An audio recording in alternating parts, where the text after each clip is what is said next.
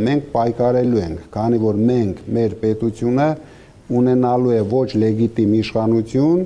եւ ունենալու է Ադրբեջանի եւ Թուրքիայի ձևավորած մեխանիզմը Հայաստանում, որով տանելու են մեր երկիրը թրկացման եւ կործանման։ Մենք ամեն ինչ անելու ենք, խանգարենք այդ process-ներին։ Ինչ վերաբերվում է մանդատների վերցնելուն, մենք դեռ ժամանակ ունենք,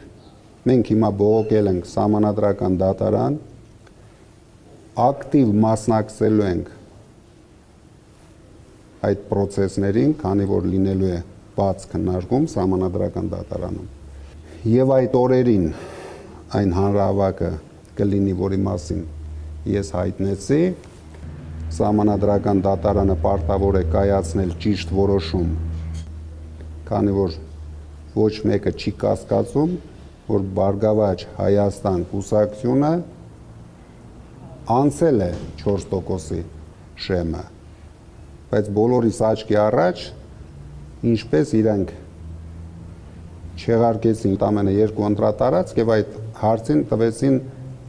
ամբողջությամբ ապօրինի լուծում։ Դրա համար հույս ունենք Սահմանադրական դատարանում առաջին հերթին ճիշտ որոշում կայացվի, նոր ընտրություններ եթե պետք է անցկացվի։ Սահմանադրական դատարանից։ Հույսեր ունենք,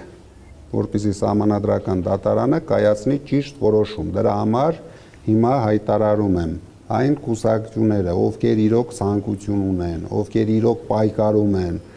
ովքեր 7 խաղ չեն խաղում Փաշինյանի հետ, մասնակցեն այս process-ներին, բաց, թափանցիկ, մեր ժողովուրդը պետք է տեսնի, որ ուժերը իրոք պայքարում են Փաշինյանի դեմ, որ ուժերը օգնում են Փաշինյանին, բայց խաղում են ընդդիմադիր դիրքերից։ Մենք պետք է դա բացահայտենք մեր ժողովրդի առաջ։